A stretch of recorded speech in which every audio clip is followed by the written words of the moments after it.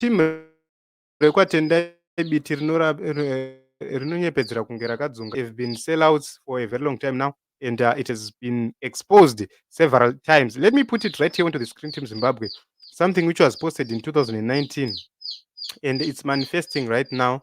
So please forgive me. There is an incubator close to me, and there is a HR which is happening. So tunhu tutwa kundiitira noise, but I don't have any option, and nakwekutuisa is off now.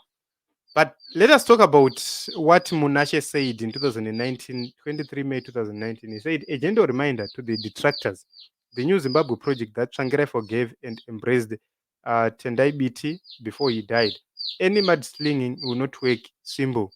So this Munashe was in responding to this letter. Yakanga, is it a letter or a post rakanga ratumirwa about Tendai Biti?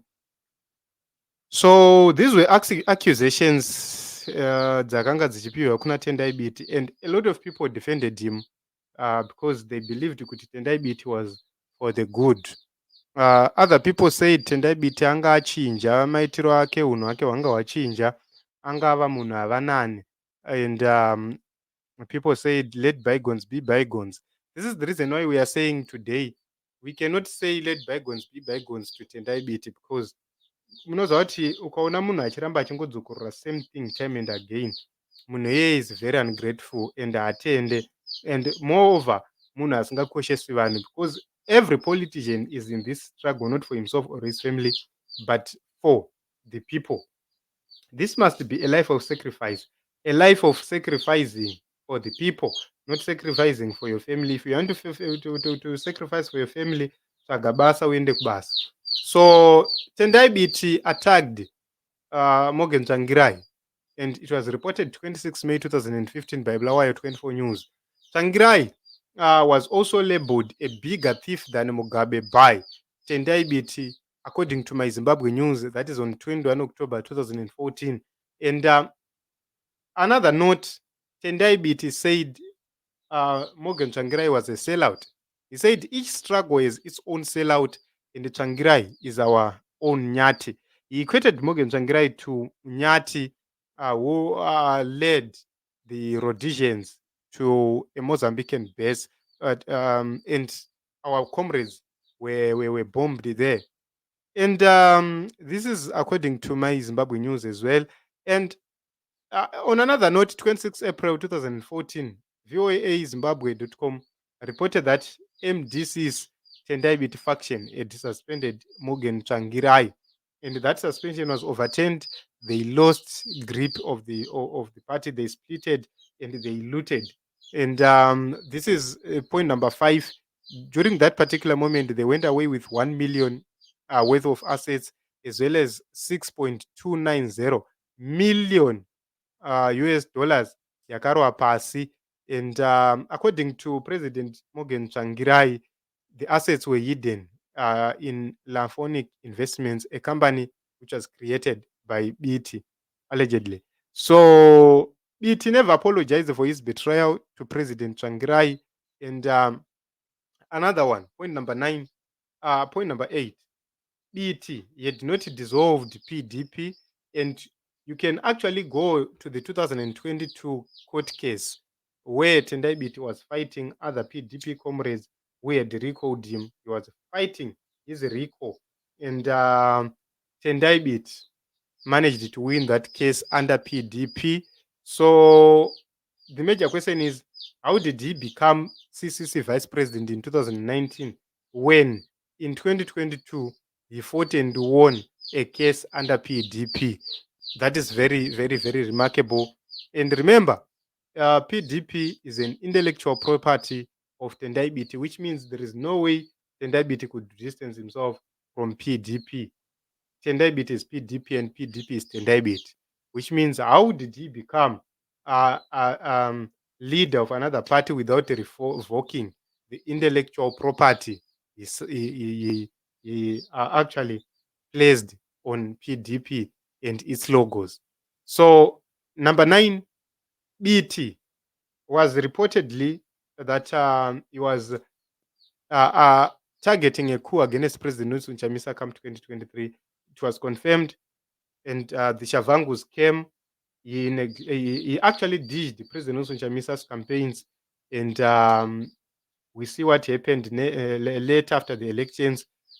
He sent the people like Shavangu to destroy, and they actually destroyed everything. And he's happy now and claiming to be a vice president in Triple C. And all along, he was quiet and he was actually saying, and Triple C, I cannot comment on those issues. But right now, he's claiming to be vice president. If he was vice president, then why was he silent when the party was being decimated? And what is his position as of now? He has not given any position. So it is what it is, but these facts are actually true. Let me take a look on another response here from Apostle Joe. And it's very important for us to actually take a look onto this. He said in 2016, God said, enough is enough of lies and deception. Lies and deception in overdrive. We're already in a new season. History will judge Ashley, the traitors. Digital receipts of looting, betrayal are all over, which means these people, they've been in the looting scheme and they continue to do so. So after the MDC 2014 split, MRT ordered MDC youths to recover MDC cars looted by PDP, and Witness Dube and some other youths went and recovered an Isuzu that had been looted by former MDCT chairperson for Matabele North, Sengezo Shavango.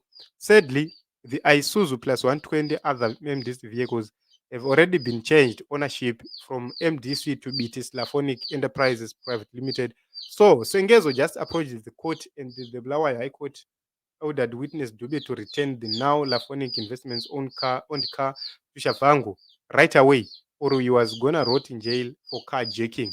So after all that looting of MDC property, Shavango and his PDP colleagues later came back to MDC empty-headed and are now gunning for more loot at Triple C.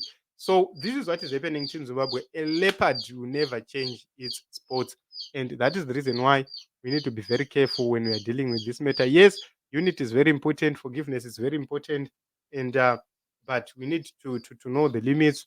There is no need for you to unite with a snake and stay with it in the same room. So it is what it is in Zimbabwe. This is what is happening, and this is the story which we needed to take a look on. And personally, I'm not afraid because I only live once, and I must actually live with full conscience, and I will do what I'm supposed to do. I will never clap hands for stupidity. I will never clap hands for nonsense. What these people are doing, they're destroying our livelihoods, they are destroying our future, and we are growing old. Each and every year, Raul, you are adding a year, you are becoming more weaker and more weaker, and you are losing more opportunities as each day passes on. Mwana wako ari kutotadza kutozonyanya agree 7 achipasa because ari kudzidza pachikoro chakadhakwa. Mwana wako ari kutotadza kuzoita doctor even if anga ane capability yekuita doctor kana lawyer kana chii. So why should we be afraid of them? Personally, I'm not afraid of them, and I will say it is each and every time, each and every day. I support President Nelson Chamisa, and I hope you also support President Nelson Chamisa. Let us continue to do so because that is the right thing to do. My name is Ronald Wekombakusha. Let us meet in other episodes as well as